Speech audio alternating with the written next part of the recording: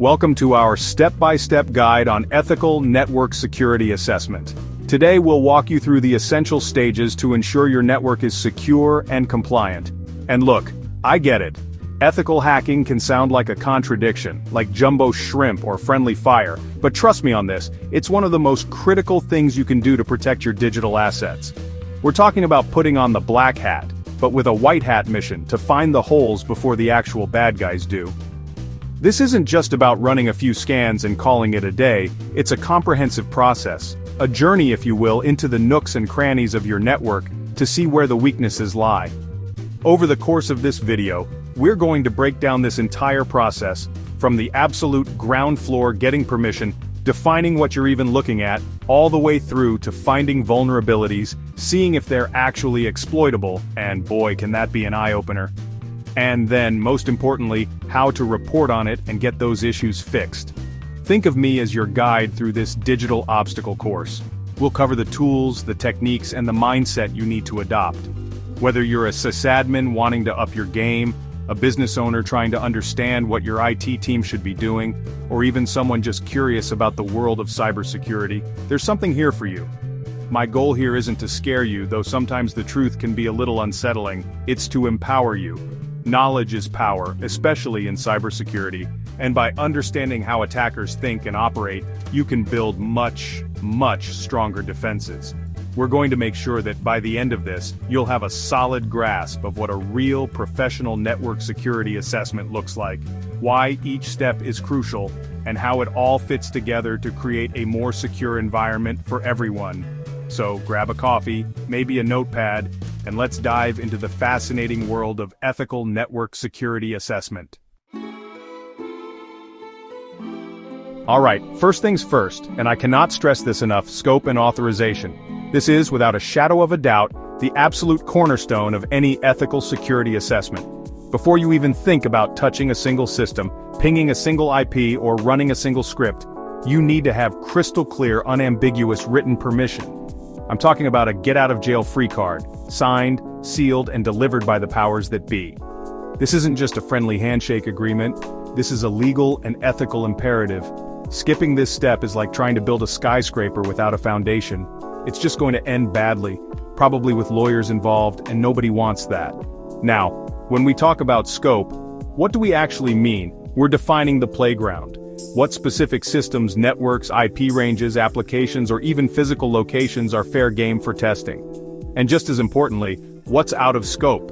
Maybe there's a super-critical, fragile legacy system that the client absolutely does not want you to touch with a 10-foot pole, that needs to be documented. A well-defined scope prevents misunderstandings, protects you from accidentally wandering into areas you shouldn't be, and ensures the testing is focused on the assets that truly matter to the organization. It's like setting the rules of engagement before a war game. The authorization part of this is equally critical.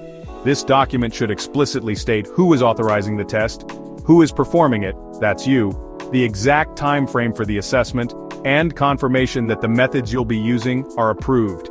Think of it as your explicit permission slip. It should ideally be signed by someone with the proper authority, a CISO, CIO, CEO, or the system owner. This piece of paper, or, digitally signed PDF because it's 2023, is what separates an ethical hacker from just a hacker. It's your legal protection if something unexpected happens or if someone questions your activities later on. Without this formal agreement, any testing you conduct could be misconstrued as unauthorized access, which carries serious legal consequences. We're talking potential fines, lawsuits, and even criminal charges, depending on the jurisdiction and the impact of your actions. It also damages trust. If you start probing systems without explicit consent, you've immediately put yourself on the wrong side of the fence, regardless of your intentions. So, rule number 1, get it in writing. Make sure everyone is on the same page regarding what will be tested, when, and how.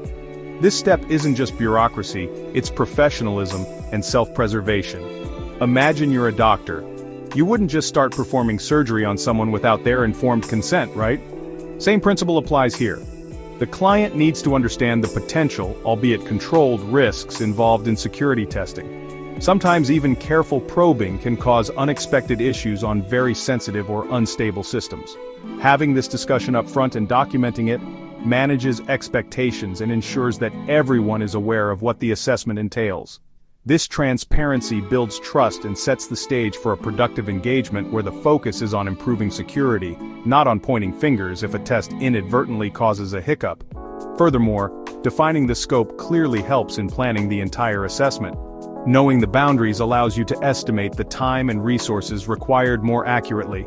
Are you looking at a handful of web servers or an entire enterprise network with thousands of endpoints, cloud assets, and IoT devices? The approach, tools, and time needed will vary wildly. A tight scope helps you deliver a focused, high-quality assessment rather than a superficial scan of a vast, ill-defined environment.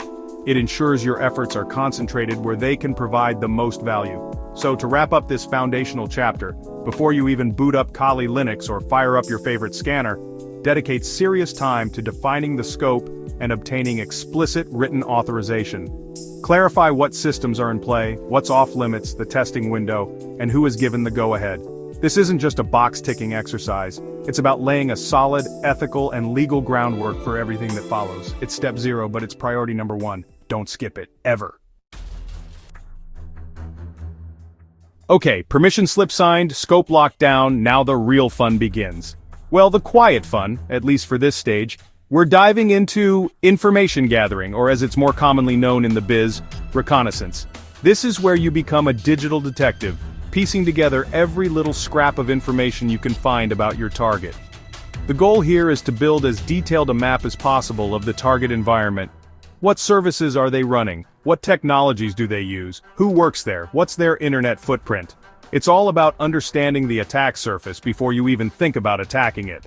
Reconnaissance typically breaks down into 2 main flavors, passive and active. Let's start with passive recon. This is like being a spy with a really good pair of binoculars and access to public records. You're gathering intelligence without directly interacting with the target's systems. Think Google dorking, using advanced search operators to find sensitive information inadvertently exposed online. We're talking about sifting through company websites, social media profiles of employees. You'd be amazed what people share. Job postings that might reveal internal technologies, DNS records. Who is database lookups for domain ownership and IP ranges. It's all publicly available info, you just need to know where and how to look. Tools like Maltego can be fantastic for visualizing these connections, showing you how different pieces of public information link together. The Harvester is another great one for gathering emails, subdomains, and virtual hosts from public sources. The beauty of passive recon is that it's stealthy. The target organization typically has no idea you're even looking, because you're not sending any packets their way or knocking on their digital doors. You're just observing from a distance, collecting puzzle pieces that will form a bigger picture of their external posture. This phase can unearth a surprising amount of useful intel. Then we have active reconnaissance. This is where you start to, shall we say, gently poke the target. You're directly interacting with their systems to gather more specific technical details. This is where tools like Nmap, the undisputed king of port scanners, come into play. You might start with ping sweeps to identify live hosts within the scoped IP ranges. From there you'll move on to port scanning to discover which services are listening on those live hosts. Web servers, mail servers, FTP servers, SSH, you name it.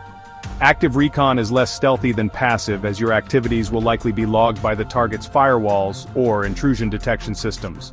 Beyond just identifying open ports, active recon aims to perform service identification and version detection.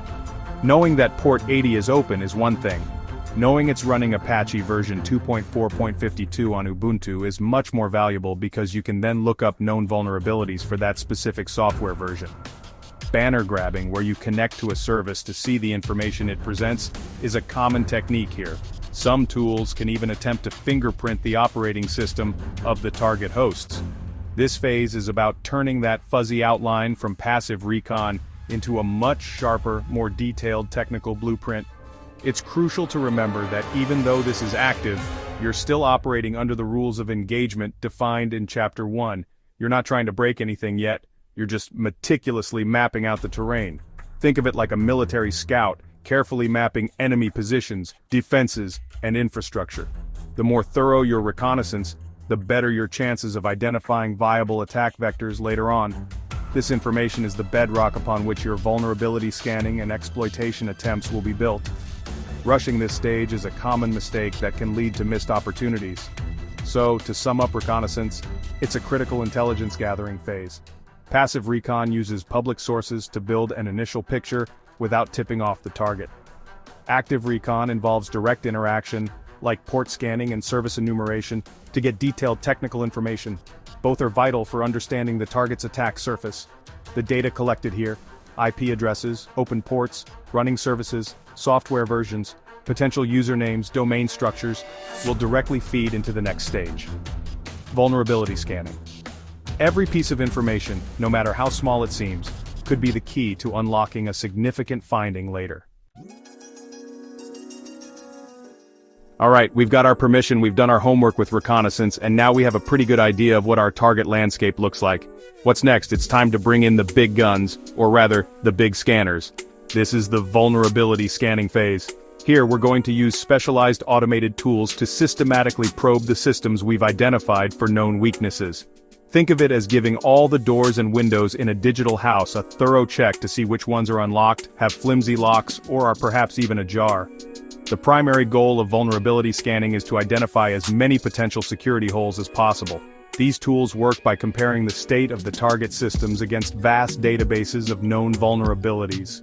They check for things like open ports, which we found in Recon, but now we're looking for associated vulnerabilities, unpatched software, a huge one, systems with default credentials still in place, you'd be shocked how often admin still works, and common misconfigurations that could be exploited by an attacker. It's a systematic and often very noisy process, but incredibly valuable. There are several industry-standard tools for this, and you've probably heard of some of them. Nessus, from Tenable, is a very popular commercial scanner. OpenVAS is a powerful open-source alternative, which is fantastic if you're on a budget or love the open-source ethos. Qualys is another big player, often used for cloud-based vulnerability management. Each tool has its strengths and weaknesses, and sometimes security pros will even use multiple scanners to get a more comprehensive picture, as one might pick up something another misses. These tools are constantly updated with the latest vulnerability information, so they're pretty good at finding the low-hanging fruit. When you run a vulnerability scanner, you'll typically configure it with the IP addresses or ranges defined in your scope. You can often choose different scan policies too. A full and deep scan will be more thorough but also more intrusive and time-consuming, while a basic network scan might be quicker but less comprehensive. There's also a big difference between unauthenticated scans, where the scanner probes from the outside like an external attacker, and authenticated scans, where you provide the scanner with credentials to log into systems. Authenticated scans can dig much deeper, looking for missing patches and local misconfigurations that wouldn't be visible from the outside. The output from these scanners can be, well, overwhelming at first. You might get a report listing hundreds or even thousands of potential vulnerabilities, often graded by severity. For example, critical, high, medium, low, informational. This is where the real work begins, because not everything a scanner flags is necessarily a true exploitable risk. You'll encounter false positives, things the scanner thinks are vulnerabilities but actually aren't, perhaps due to a custom configuration or a compensating control.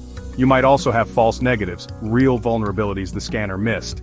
That's why human intelligence and experience are absolutely critical at this stage. You can't just run a scan, hand over a massive PDF report, and call it a day. A good security professional will meticulously review the scanner's findings, validate them, remove false positives, and potentially perform some manual checks to confirm suspected issues. This process of triaging and validating the raw output is what separates a checkbox exercise from a truly valuable security assessment. The scanner is a tool, a very powerful one, but it's not a replacement for a skilled analyst. So, vulnerability scanning is about using automated tools to cast a wide net and identify potential weaknesses based on known vulnerability databases. It's great for finding common issues like missing patches, default credentials, and risky service configurations. But remember, the output needs careful review and validation. This validated list of potential vulnerabilities is what we'll take into the next crucial phase, threat modeling, where we start to prioritize and figure out which of these findings pose the biggest actual threat to the organization. This is where we start to connect the dots from potential weakness to real-world risk. So, you've run your vulnerability scans and you're probably staring at a report that's longer than a CVS receipt listing all sorts of potential issues. Now what? Do you just hand this mountain of data to the client or your IT team and say good luck? Absolutely not. That's where threat modeling comes in. This phase is all about taking that raw, often overwhelming output from your scanners and applying context, intelligence, and a bit of strategic thinking to figure out what matters. Not all vulnerabilities are created equal, and this is where we separate the critical risks from the minor annoyances. The core idea of threat modeling in this context is to prioritize the vulnerabilities you've found. You need a systematic way to decide which issues to tackle first. Imagine an emergency room. Doctors don't just treat patients in the order they arrive. They triage them based on the severity of their condition. That's essentially what we're doing here for network vulnerabilities. We're looking at each finding and asking, how bad is this in the context of, and this requires a blend of technical understanding and business awareness. Several factors go into this prioritization. First, the exposure level. Is the vulnerable system internet-facing, meaning anyone on the web could potentially reach it, or is it an internal system requiring an attacker to already have a foothold inside the network? Generally, internet-facing vulnerabilities are higher risk. Second, the criticality of the affected asset. A vulnerability on your main domain controller or your customer database server is a much bigger deal than the same vulnerability on a rarely used, isolated print server. Understanding what data or services the asset holds is key. Next, we consider known exploit availability. Is there a publicly available, easy-to-use exploit for this vulnerability, perhaps a Metasploit module? Or is it a more theoretical vulnerability that would require significant skill and resources to exploit? If a script kiddie can pop it in 5 minutes, that's a high priority. We also need to think about the potential impact if the vulnerability is successfully exploited. Are we talking about a full system compromise, data exfiltration, denial of service, or just some minor information leakage? The higher the impact, the higher the priority. There are formal methodologies for threat modeling like STRIDE, spoofing, tampering, repudiation, information disclosure, denial of service, elevation of privilege, or DREAD, damage potential, reproducibility, exploitability, affected users, discoverability, and scoring systems like CVSS, Common Vulnerability Scoring System. While you don't always need to implement a full-blown academic threat model for every assessment, understanding these concepts helps you think systematically. CVSS scores, which your scanner often provides, are a good starting point, but they don't always capture the full business context, which is where your expertise comes in. The output of this threat modeling phase is typically a ranked list of vulnerabilities. You're essentially creating a roadmap for remediation, highlighting the issues that need immediate attention versus those that can be addressed later. This is incredibly valuable for the client or your internal team because it allows them to focus their limited resources, time, money, people, on fixing the problems that pose the greatest actual risk to the business. Without this prioritization, teams can get bogged down fixing low-impact issues while critical vulnerabilities remain unaddressed. Ultimately, threat modeling bridges the gap between simply finding vulnerabilities and understanding their true significance. It's about asking "so what" for every finding. It requires you to think like an attacker. Which of these weaknesses would target first if I wanted to cause maximum damage or achieve a specific objective? By applying this critical thinking, you transform a generic list of vulnerabilities into an actionable intelligence report that empowers the organization to make informed decisions about its security posture. This prioritized list is what we'll use to guide our ethical and permissioned exploitation attempts in the next chapter. Alright, we've got our prioritized list of vulnerabilities from the threat modeling stage. Now comes the part that often gets the most attention, and frankly, can be the most eye-opening exploitation. But hold on, before you start picturing ski masks and frantic typing in a dark room, remember our mantra, ethical and. This phase is about carefully and professionally attempting to leverage the vulnerabilities we've identified to see if they can be used to compromise a system or gain unauthorized access. It's about proving real-world risk, not just theoretical weaknesses. The key phrase here is with permission. I can't say it enough. Before you launch a single exploit, you must ensure that your scope of work and authorization explicitly cover this type of active testing.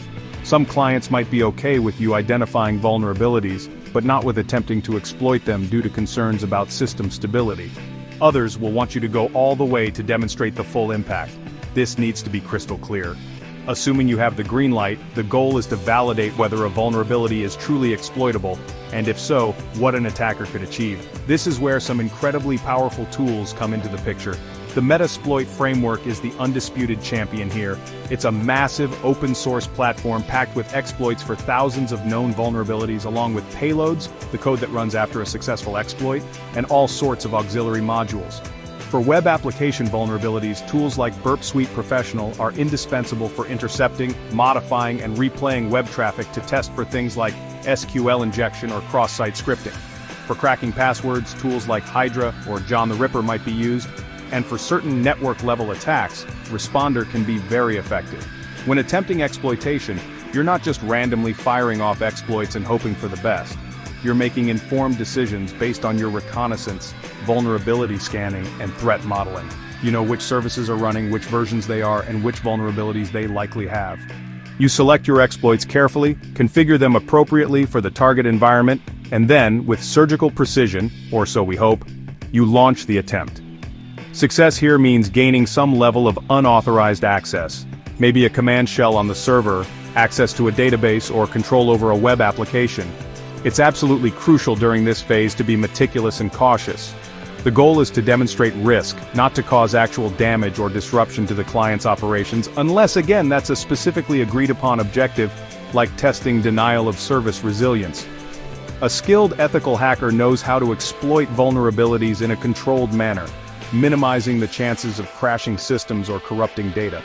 This often involves using non-intrusive payloads or stopping as soon as the vulnerability is confirmed, rather than pushing further than necessary to prove the point.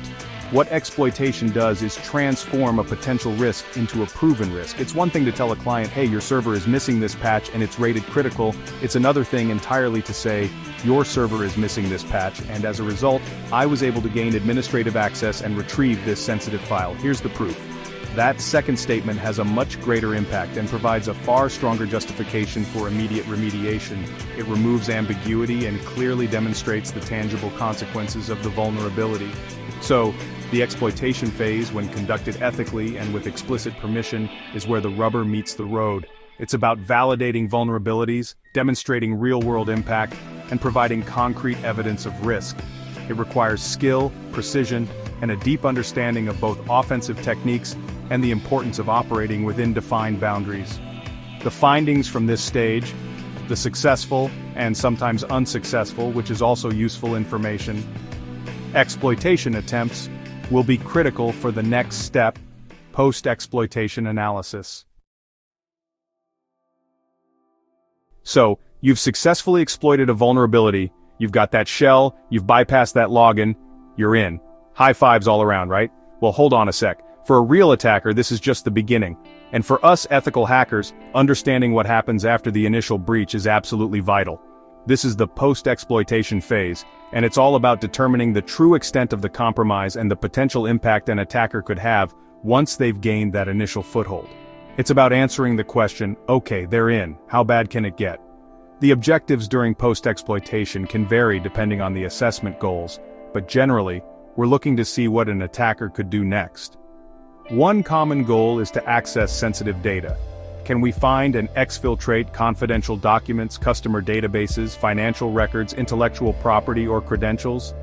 We need to understand where this data resides and if the compromised system gives us a pathway to it. This often involves carefully navigating the file system, searching databases, and looking for poorly secured shares or storage. Another major objective is pivoting and lateral movement.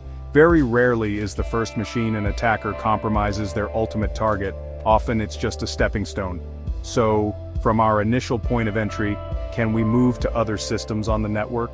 Can we leverage the compromised machine to attack other internal servers or workstations that weren't directly accessible from the outside? Tools like Bloodhound for analyzing Active Directory trust relationships can be incredibly revealing here, showing pathways an attacker could take to escalate their access across the entire domain.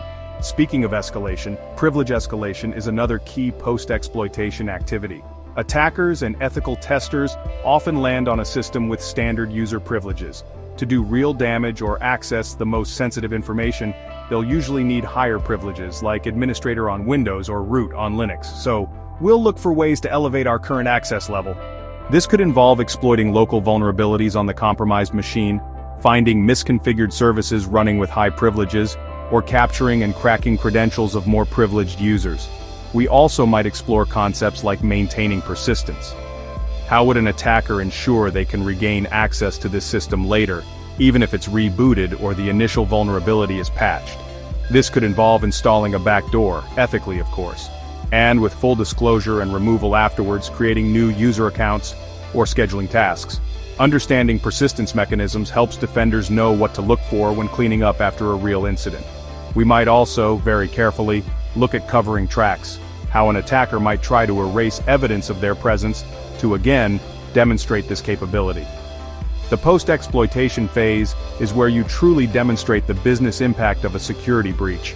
It's not just about one server getting hacked, it's about how that one server can become a gateway to compromising the entire organization. Showing that an attacker could move from a seemingly innocuous web server to the main financial database, or escalate from a standard user account to a domain administrator, provides powerful evidence for the need for layered security, proper network segmentation, and vigilant monitoring. It's critical to reiterate that all post-exploitation activities must be conducted within the agreed-upon scope and rules of engagement. You're not actually stealing data or causing damage, you're demonstrating the potential for it, often by taking screenshots, retrieving non-sensitive sample data, or documenting the steps taken. This phase requires extreme care and a clear understanding of the boundaries. The information gathered here, the pathways taken, the data accessed, the privileges gained, is what turns a good penetration test report into a truly impactful one, leading directly into our next chapter: reporting. We've journeyed through scope definition, reconnaissance, scanning, threat modeling, exploitation, and post-exploitation. We've gathered a mountain of data, identified vulnerabilities, and maybe even popped a few shells, ethically, of course. Now comes what many would argue is the single most important part of the entire engagement reporting. Because let's be honest, all that cool hacking stuff is pointless if you can't communicate your findings effectively to the people who need to act on them. A good report is what translates your technical discoveries into actionable business intelligence. A comprehensive security assessment report needs to cater to different audiences. First up, you absolutely need an executive summary. This is for the decision makers, the C-suite, the folks who might not know SQL injection from a SYN flood, but definitely understand business risk. This section should be concise, written in clear, non-technical language, and highlight the key findings, the overall risk posture, and the potential business impact of the vulnerabilities discovered. It should summarize the most critical issues and the urgency for remediation, essentially giving them the "so what" at a glance. Then comes the meat of the report, the technical details. This is where you lay out all your findings for the IT team, the engineers, the sysadmins, the people who will actually be doing the fixing. For each vulnerability, you need to provide a clear description, the affected systems or applications with IP addresses, host names, URLs, etc., evidence of the vulnerability, screenshots, command output, logs, and the steps you took to identify or exploit it. Be precise, be thorough, and provide enough detail so they can reproduce and validate your findings if necessary. Crucially, each vulnerability needs a risk rating. You've already done a lot of this thinking during the threat modeling phase, but now you formalize it. Typically, this uses a scale like critical, high, medium, low, and informational. This rating should be based on factors like exploitability, potential impact, and the sensitivity of the affected asset. This helps the technical team prioritize their remediation efforts. Don't just slap a CVSS score on it and call it a day. Explain why it's rated that way in the context of their environment. And perhaps most importantly, your report must provide concrete, actionable remediation steps for each vulnerability.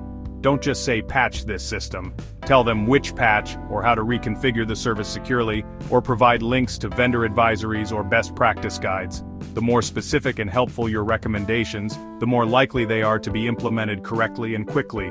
Your goal is not just to find problems but to help solve them. This is where you truly add value beyond just being a breaker. The overall presentation of the report matters too. It should be professional, well organized, and easy to navigate. Use clear headings, tables, diagrams, and appendices where appropriate. Ensure your language is precise and unambiguous. Proofread it meticulously. Typos and grammatical errors can undermine your credibility. This document is a reflection of your professionalism and the quality of your work. It's the primary deliverable that the client will use to judge the success of the engagement and to guide their security improvements for months or even years to come. Finally, be prepared to present your findings. Often a written report is accompanied by a debriefing session where you walk the client through the key issues, answer their questions, and discuss the remediation plan. This interactive discussion can be incredibly valuable for ensuring everyone understands the risks and the path forward. A well-crafted report combined with a clear presentation is the key to turning your ethical hacking efforts into tangible security improvements for the organization. It's the bridge from technical assessment to real-world defense. Alright, you've delivered that killer report, packed with findings and actionable recommendations. The client or your internal team now has a clear roadmap of what needs to be fixed. But the journey doesn't end there. The next crucial stages are remediation, and then, just as importantly, retesting. This is where the rubber meets the road in terms of actually improving security. Finding vulnerabilities is one thing. Ensuring they get fixed and stay fixed is another ballgame entirely. This is about closing the loop and verifying that the defenses are truly stronger.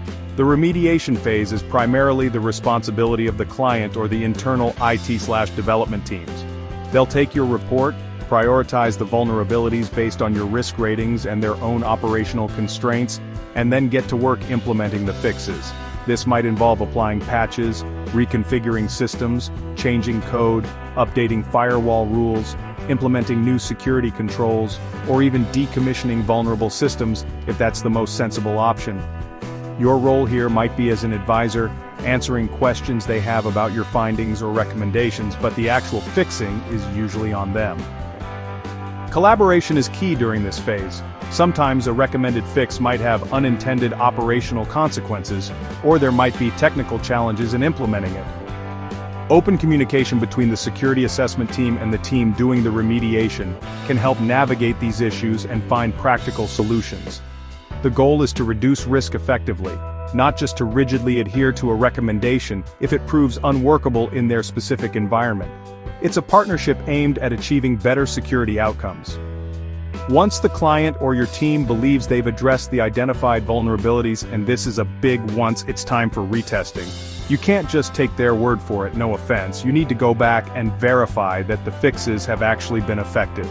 This typically involves rerunning the relevant scans or attempting the same exploitation techniques that were successful in the initial assessment, specifically targeting the vulnerabilities that were supposed to have been remediated. It's like a doctor doing a follow-up appointment after prescribing treatment to make sure the patient is actually getting better.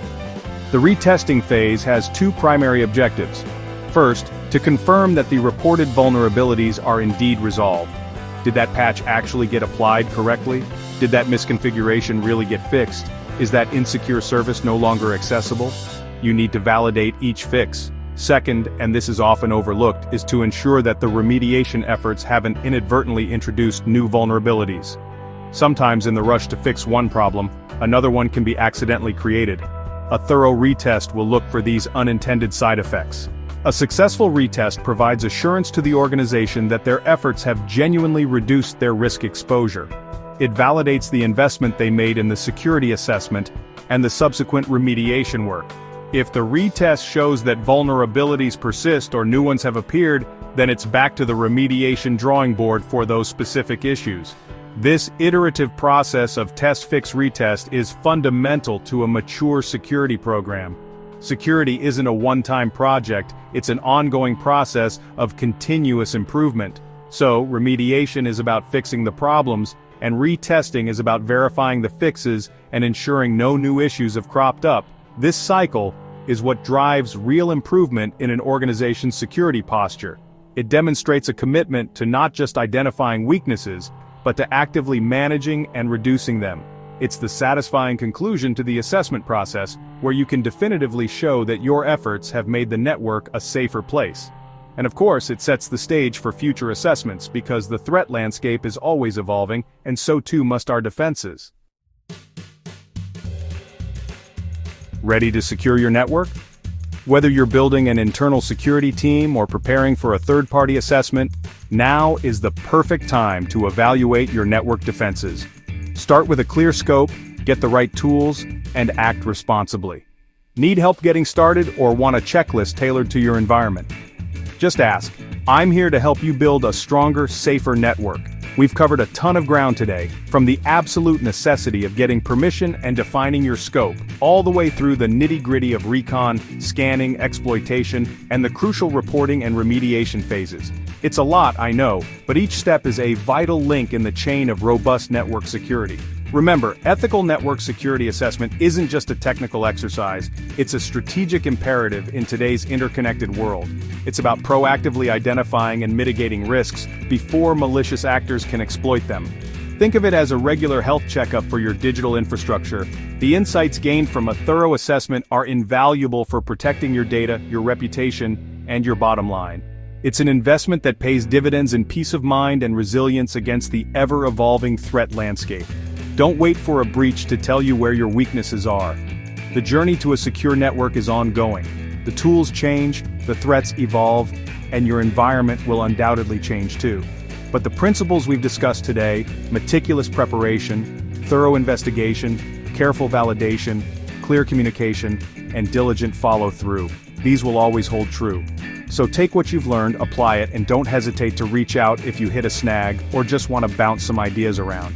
My goal, and hopefully yours too, is to make the digital world a little bit safer, one network at a time. Thanks for watching and stay secure out there.